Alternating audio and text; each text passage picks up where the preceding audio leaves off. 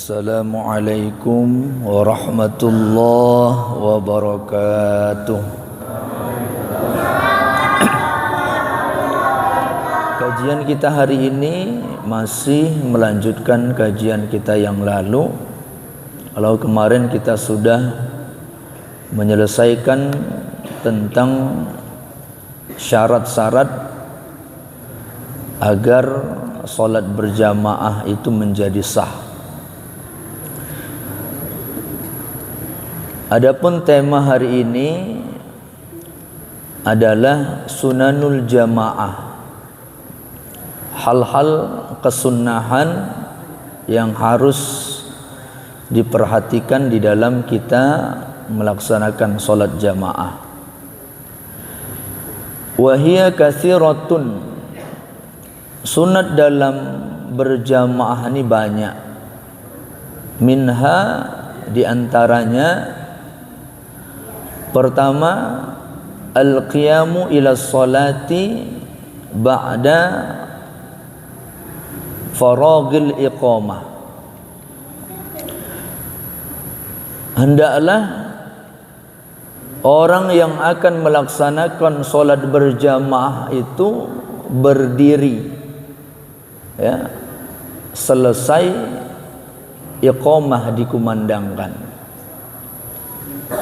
Jadi sunnah kita kapan berdiri untuk melaksanakan sholat jamaah itu adalah ketika selesai iqamah.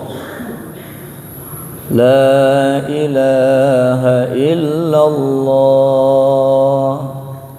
barulah jamaah disunnahkan untuk berdiri. Ini pendapat yang paling mu'tamad, ini yang paling kuat. Waqila, tapi ada pendapat yang sedikit, ya, ada sebahagian ulama dalam mazhab Syafi'i, dia mengatakan apa? Inda qawlihi qad qamatis shalah, ketika kalimat qad qamatis shalah, ya, begitu ucapan qad qamatis sholatu qad qamatis shalah, di situlah berdiri kita. Cuma ini memang pernah kita bahas, ya, sulitnya kita nih untuk diamalkan ialah kita tidak berlomba-lomba untuk berada di saf terdepan. Itu masalahnya. Kita malah berlomba-lomba untuk berada di saf paling belakang. Padahal saf yang paling terdepan tuh pahalanya paling besar. Cuma kebetulan pahala ini tak nampak, Pak. Kita kasihlah orang. Tapi kalau duit tadi, Pak, siap kita. Sikut kiri, sikut kanan. Itu dia. Padahal yang paling utama itu kita berlomba-lomba untuk berada di saf terdepan. Maka kalau kesadaran orang sudah sampai pada tingkatan ini, barulah ini bisa diamalkan, Pak, ya. Depan udah berisi, saf kedua udah berisi, berlomba-lomba orang. Begitu la ilaha illallah, berdiri, ya, paling 1-2 ngisinya, nggak lama lagi. Itu payahnya. Kalau kita kan nggak di sana, ada yang di sana, ada yang di luar. Yang di luar diintip-intipnya dulu. Udah penuh belum, baru datang dia. Padahal kata Rasulullah, kalau orang tahu keutamaan saf terdepan itu, maka orang berlomba-lomba untuk berada di saf terdepan, ya, walaupun harus diundi, kata Rasulullah. Dia aja undian lah, gitu. Ya, cuma jangan pula kaku memahami ini. Ada orang lomba-lomba saf terdepan, saf yang di belakang imam paling besar pahalanya. Kalau yang di belakang imam nih yang mampu lah, Pak, ya, namanya wakil Pak ya, mampu menggantikan imam. Kita kadang enggak. Kebetulan didengarnya kaji, saf yang paling depan tuh paling besar pahalanya, begitu datang dari depan dia Pak. Ya enggak juga lah, kalau yang 1, 2, 3 nih, kalau bisa orang-orang yang berilmu lah. Artinya batal imam maju. Cuma kan kita ini tawaduk semua Pak ya, tawaduk semua. Nggak ada yang mau di sini Bapak terakhir datang orang luar. Pak ya, seringnya gitu, orang luar datang nggak pakai peci, pakai apa, nggak mau orang di depan dia. Baru siap itu begaduh jamaah, wah tadi kusuruh nggak mau, kau yang disuruh. Ini masalah kita Pak ya. Itu dia. Jadi ini bisa diamalkan kalau kesadaran orang udah sampai tingkat itu Pak. Boleh, paling afdol, pendapat yang paling kuat selesai iqamah, atau minimal qad qamatis shalah, qad qamatis shalatu, qad qamatis shalah, barulah berdiri kita. Nah, situ dia. Ini yang pertama. Yang kedua, taswiyatus sufuf wal amru biha. Luruskan niat, luruskan saf, dan perintahkan orang untuk meluruskan saf. Kita disunahkan untuk luruskan saf, dan kita juga diperintahkan, disunahkan suruh orang untuk meluruskan saf. Ya. Siapa yang sunnah untuk merintah luruskan saf? Semua orang Pak. Imam, makmum bertanggung jawab untuk meluruskan saf. Jadi kalau ada di samping kita ada orang yang kurang lurus, dia, Pak, rapatkan Pak, mundur sedikit Pak. Nah. Tapi tengok-tengok juga orangnya Pak ya. Ada yang mukanya pun takut orang negornya Pak ya. Masem. Ya. Jadi sebenarnya itu tugas kita semua Pak. Jamaah juga bertugas, itu sunnah kita. Kenapa? Menyelamatkan orang Pak. Karena nanti orang yang tak lurus safnya, nanti ada pembahasan makruh dalam sholat tuh hilang pahala jamaahnya. Jadi kita nggak mau saudara kita capek-capek dia berjamaah tak dapat pahala jamaah. Maka kita yang diingatkan, jangan emosian Pak, kita ini payah nih Pak. Disuruh luruskan saf, macam hebat kali dia tuh.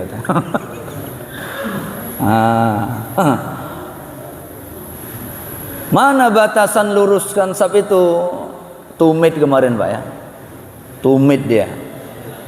Bukan jari-jari Pak. Kalau jari-jari ini kan macam-macam Pak ya. Ada yang panjang, ada yang pendek. Maka enggak jari-jari dia. Tumit dia. Tumit itulah, kalau sekarang nih udah enak sebenarnya sejadah kita nih Pak ya. Sejadah kita ini udah terbantu kali.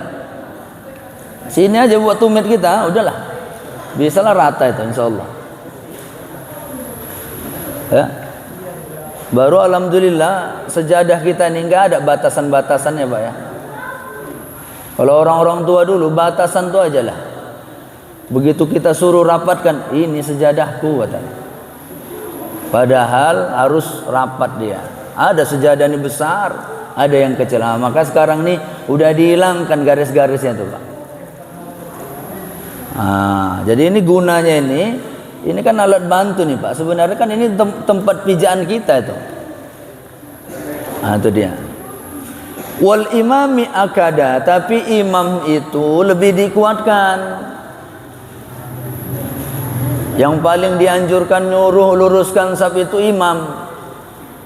Maka imam sunnah. Ya, sunnah mengikut Rasul. Ketika kita mau melaksanakan sholat, Teksnya macam-macam sebenarnya ya. Tapi yang kita sering gunakan itu sawu sufufakum, luruskan saf dan rapatkan. Ada lagi yang panjang lagi. Fa inna taswiyatas sufufi min tamamis shalah. Karena dengan meluruskan saf mendapatkan keutamaan salat, gitu dia. Itu dia. Luruskan saf, Pak. Jadi kalau kita disuruh orang meluruskan saf, ikuti. Yang payahnya yang nyuruh awak meluruskan itu dia pula yang salah, Pak ya. Itu yang gawatnya itu, Pak. Dia suruh meluruskan, dia pula yang salah. Itu tadi jempolnya itu di apanya? Jadi batasan. Itu yang salah tadi. Itu juga yang payah. Ya itulah ilmu tadi itu. Ajiab, Pak. Kemudian yang ketiga, sunnah dalam solat berjamaah itu apa? Al-mubadaratu ila saffil awal. Bersegera kita untuk menuju saf yang pertama. Ya. Bersegera kita untuk menuju saf yang pertama. Lomba-lombalah kita untuk berada pada saf yang pertama. Nggak usah dilanjutkan nih Pak ya. Udah tahulah kita tuh. Yang keempat, jahrul imam. Sunnah dalam berjamaah itu imam jahar. Dikuatkan bacaannya. Ketika kapan? Ketika tasmi'. Sami'allahu liman hamida wa takbir al-ihram. Takbiratul ihram, walil intiqalat, takbir intiqal.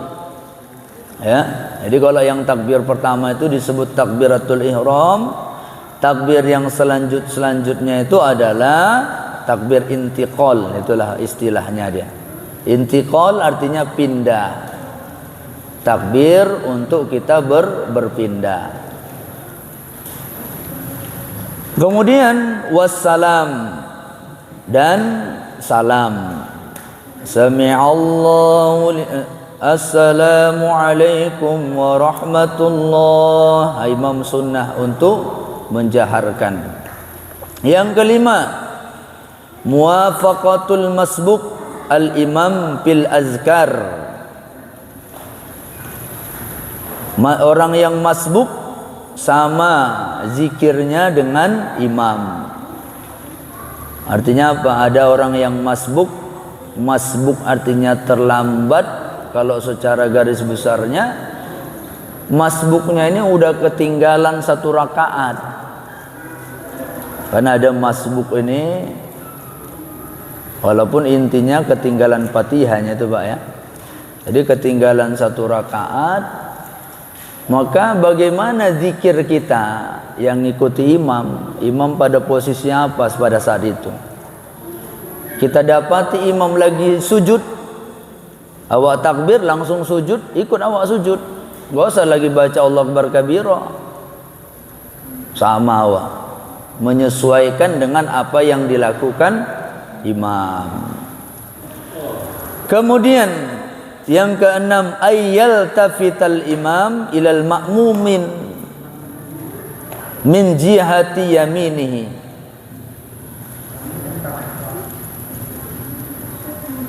Memalingkan imam ke arah makmum min jihati yaminihi, dari sebelah kanannya. Ini kalau kita selesai sholat. Selesai sholat maka imam miring ke kanan dia. Miring ke kanan, kiblatnya di kiri, makmum di sebelah kanan. Sunnah dia itu. Untuk imam menganankan makmum. Itu dia. Itu sunnah dalam jamaah. Masuk kita pembahasan makruhatul jamaah. Hal-hal yang dimakruhkan dalam berjamaah. Di sini dikatakan kullu makruhin fi salatil jama'ati yufawwitu fadilataha. Setiap perbuatan makruh di dalam berjamaah maka dia menghilangkan pahala jamaah. Jadi setiap perbuatan makruh yang kita lakukan itu menghilangkan pahala jamaah. Salatnya sah, tapi kita mau melakukan yang makruh, akhirnya apa? Kita dianggap nilai pahalanya salat sendiri, Pak. Walaupun kita berjamaah. Apa itu yang makruh di dalam salat? Pertama, kaunul imam fasiqan. Imamnya orang yang fasik, orang yang suka melakukan dosa kecil, Pak. Ya, orang yang gemar melakukan dosa kecil. Tahu orang semua dia. Itu aja kerjanya. Ya, itu dia. Nggak bisa jadi contoh lah, Pak ya. Nah, imam ini kalau bisa jadi contoh dia. Apa yang dilakukannya itu, kenapa? Dia kan wakil itu ya. Imam ini kan pada masa Rasulullah itu Rasulullah, Pak. Nggak ada yang berani jadi imam. Hanya Rasulullah jadi imam. Setiap sholat Rasulullah imam. Walaupun pernah sekali hampir di akhir-akhir hayatnya Rasulullah sudah tak bisa lagi bergerak, maka dia perintahkan Abu Bakar Siddiq. Nah, itulah. Jadi imam ini posisinya itu seakan-akan posisi Rasulullah. Maka imam itu ya kalau bisa orang yang bisa dicontoh lah. Ya, bisa dicontoh. Tapi kan nggak ada yang sempurna, Pak ya. Jangan pula dicari-cari kali kesalahannya. Wah, itu imam 10 tahun lalu, biar tahu kalian ya 10 tahun lalu, Pak. Ini fasik ini orang ya itu aja kerjanya. Buat dosa kecil aja. Ngomong yang nggak bagus gitu ya. Nah, itu dia. Au mubtadi'an, atau orang yang suka melakukan bid'ah. Siapa ini yang disebut orang yang suka melakukan bid'ah? Kalau dalam kitab ini hanya dua, Pak, orang yang dianggap bid'ah. Ya. Jadi yang bid'ah ini bukan tahlilan, Pak. Tahlilan, kunut, bukan itu bid'ah. Dalam mazhab Syafi'i siapa yang disebut bid'ah itu? Pertama, Syiah Rafidah.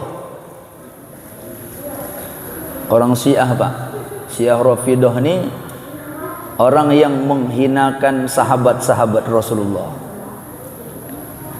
Yang mereka anggap Abu Bakar ini kafir, Umar kafir. Makanya begitu orang tuh Syiah Rafidah ini begitu disebutkan nama-nama sahabat ini langsung ucapannya apa? Laknatullah alaihi katanya. Nah, itu dia. Nah, ini akidahnya menyimpang gitu ya.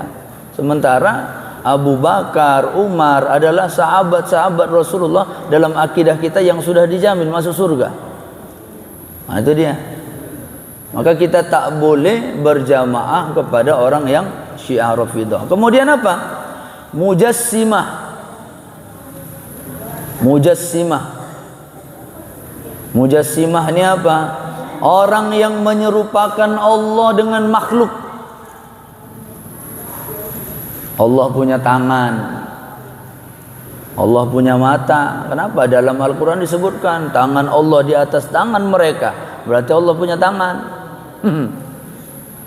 Allah punya mata. Kenapa? Dikatakan Allah maha melihat.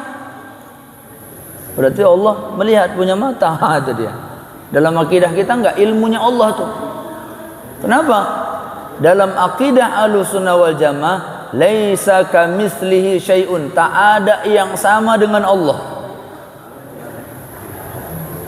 Begitu terbayang awak bentuknya Allah, berarti bukan Allah. Itu dia.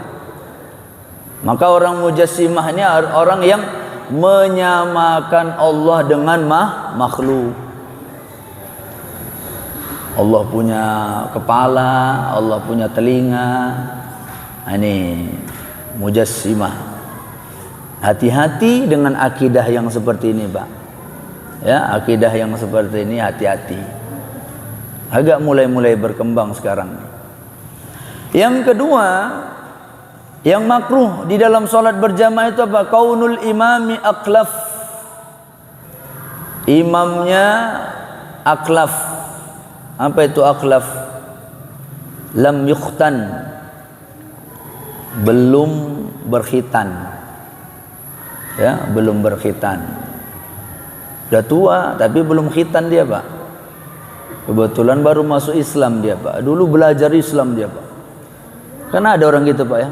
Dipelajarinya Islam, dikajinya Islam, masuk Islam dia. Bacaannya fasih, hafalannya banyak. Cuma yang satu itu paling takut dia tuh. Orang Islam sunat. Itulah yang paling takut tuh. Maka kita itu ada orang baru masuk Islam, jangan cepat kali bilang sunatnya, Pak. Dia pun belum ngerti apa khitan tuh. Udah kita bilang khitan. Apa khitan tuh? Potong. Habis teh. Tapi jarang lah ini, Pak, ya. Ya, jadi kalaupun ada yang belum berkhitan, makruh. Kemudian apa? Kaunul imam tamtaman au fa'fa'an au wa'wa'an. Apa artinya? Imamnya itu mana ya? Dia ada kelemahannya di satu huruf gitu. Itu dia. Atau itu ragu-ragu dia ketika menyebut huruf fa. Yang biasanya itu kalau dalam kajian ilmu fikih itu yang sering terjadi itu ketika orang menyebut huruf ta, huruf fa, huruf waw. Tapi saya pribadi pun belum pernah jumpa orang kayak gini, Pak. Ya, belum jumpa orang kayak gini.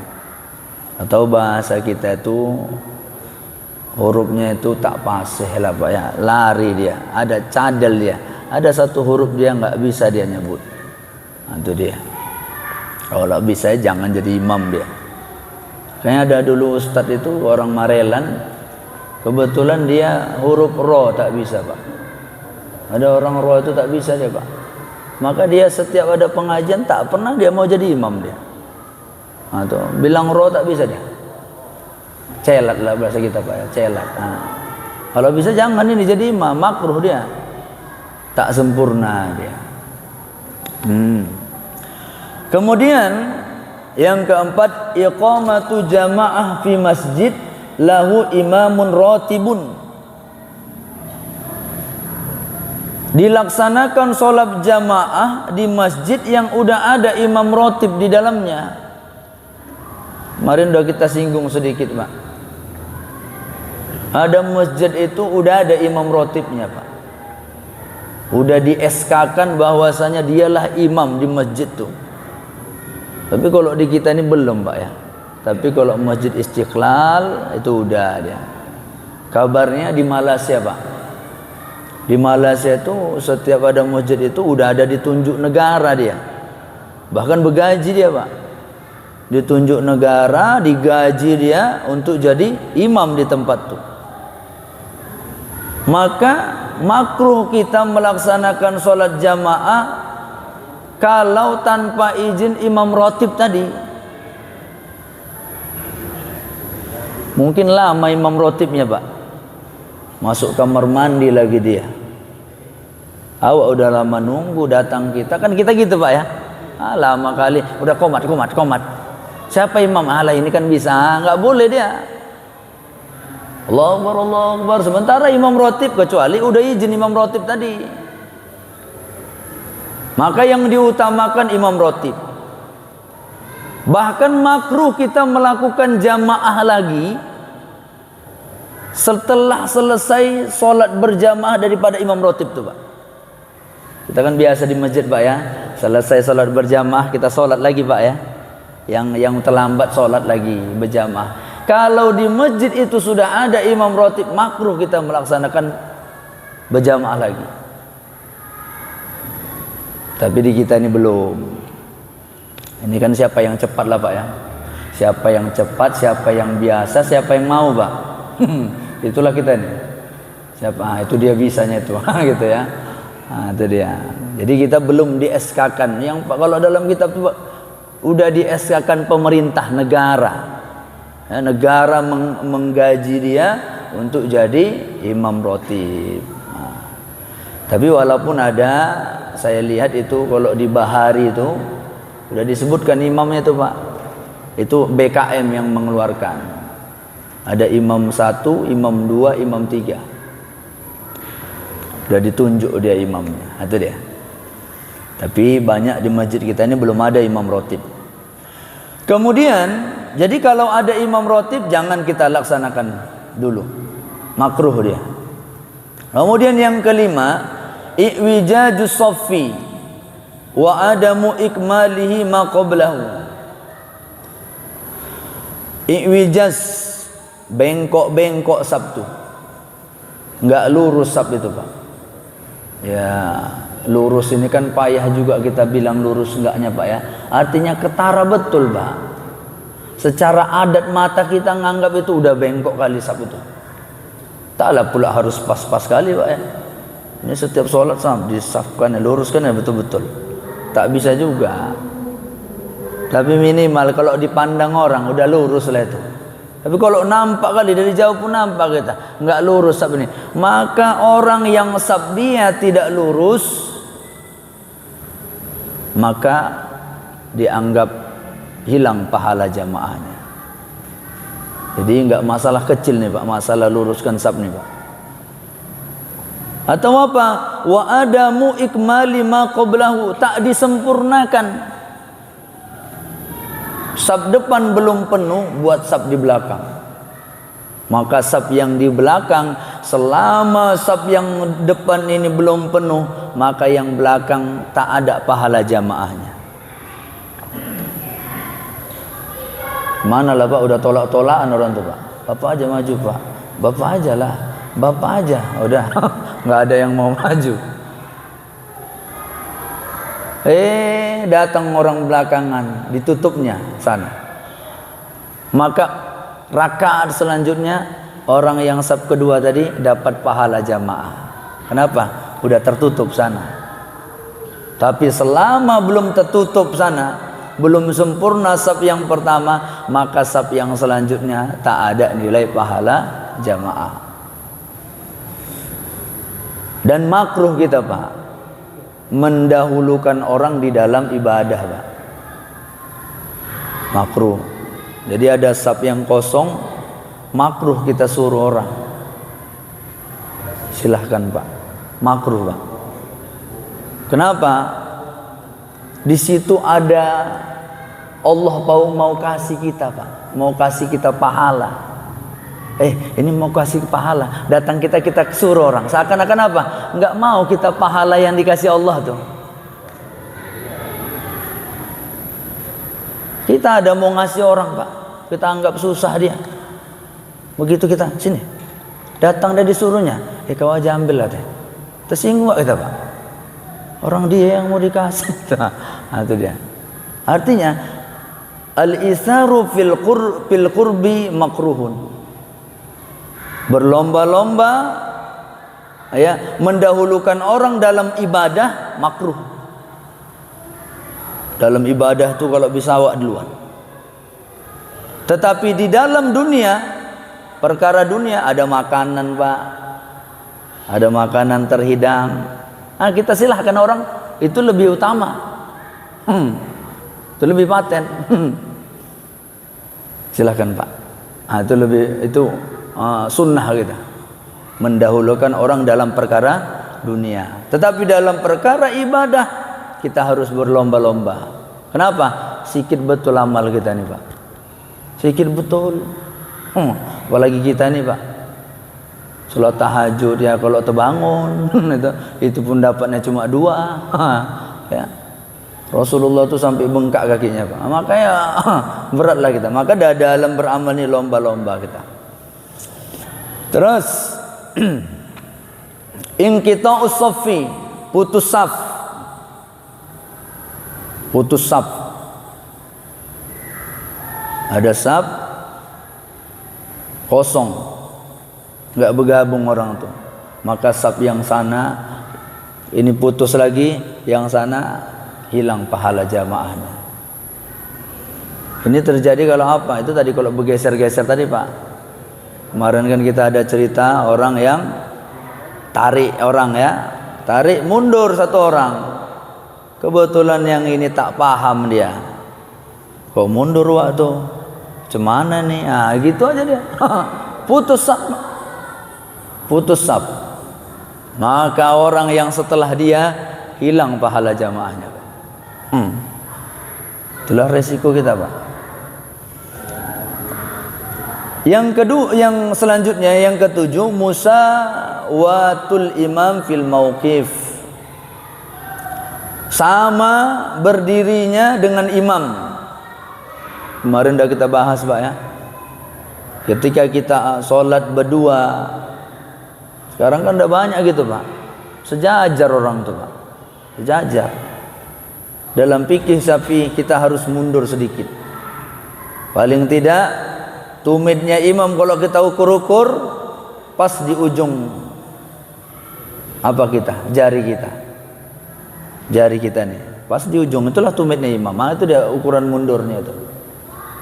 Nah, tapi kalau sama makruh dia. Bahkan kemarin udah kita bahas bisa sampai batal ketika kita lebih di depan daripada imam. Kenapa? Kalau udah sejajar ini bahaya. Kita kan kalau udah sholat ini gerak-gerak bisa lari nanti, Pak ya. Bisa lari dia. Lari tuh. Kita lah kalau sholat tarawih, Pak ya. Sholat tarawih rasa tadi awasin lama-lama bergeser dia. Biasanya ke kanan tuh, Pak.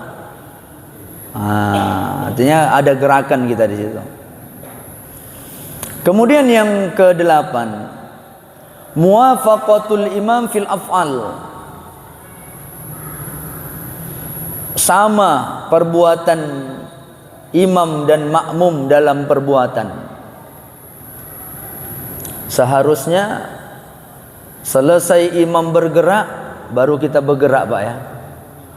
Allahu Akbar kata imam. Selesai imam baru kita gerak. Allahu Akbar. Sami'allahu liman hamidah. Sami'allahu liman hamidah. Makruh kalau kita sama-sama dengan imam gerakannya.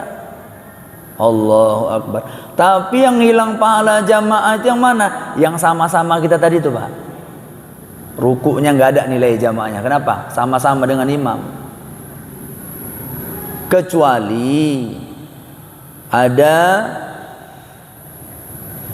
beberapa perbuatan yang kita disunnahkan sama dengan imam. Apa itu? Inda ta'min. Ketika amin, waladdallin. Kemarin saktah dulu, Pak ya. Saktah itu kan berhenti sebentar. Jangan waladdallin itu. Saktah dia. Saktah itu berhenti sebentar. Supaya apa? Imam bernapas dulu dia. Apalagi imamnya dia ngambilnya qiraat yang sebenarnya kita pakai seharusnya dari sirotol sampai waladdallin itu nggak boleh putus sebenarnya. Qiraat sebenarnya seperti itu. Ini yang paling kuat. Siratal ladzina an'amta 'alaihim ghairil maghdubi 'alaihim waladdallin. Ini sebenarnya. Kenapa? Karena kita pakai qiraat kalau saya tak silap Imam Warosh. Jadi Imam Warosh itu harus seperti itu. Sirata sampai waladdallin ini kalau bisa selesaikan. Ini kan panjang nih, Pak ya. Kalau yang enggak ngambil napas imam atau pendek napasnya, waladdallin, dia kan ngambil napas dulu. Waladdallin. Amin. Nah itu dia. harus sama, sunnahnya sama supaya mendapat keutamaan mengucapkan amin. Wa inda su'alir rahmah, inda dzikriha, kemudian ketika ada kalimat rahmat, ya, wal isti'adzah atau minta perlindungan, dulu udah pernah kita bahas nih Pak.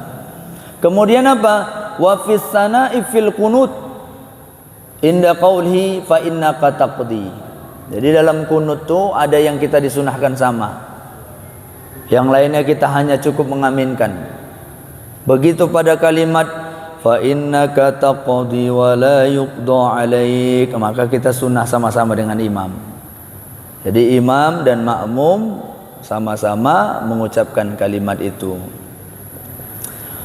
Kemudian yang ke-9, as-salatu munfaridan, salat sendirian. Ya, jamaah udah penuh, kita sholat sendiri, makruh dia. Kemudian apa? Irtifa'ul ma'mum anil imam, imam lebih tinggi atau makmum lebih tinggi, itu makruh Pak. Ya, harus sejajar sama dia. Kemudian kaunul imam lahinan, imamnya kurang fasih, ya, tetapi tidak merubah makna. Kemudian apa? Tablik, ada tablik, Allahu Akbar, Allahu Akbar, tablik dia. Kalau enggak diperlukan, enggak usah. Kemudian iza zana bainal imam wal makmum, apabila zara antara imam dan makmum lebih daripada 3 zira, 3 hasta, sekitar 1,5 meter. Jadi jangan jauh kali antara kita dengan imam. Itulah hal-hal yang dimakruhkan yang bisa menghilangkan pahala jamaah. Mudah-mudahan amal ibadah kita semakin baik, semakin bernilai di hadapan Allah. Lebih dan kurang mohon maaf. Billahi taufiq wal hidayah. Wassalamualaikum warahmatullahi wabarakatuh.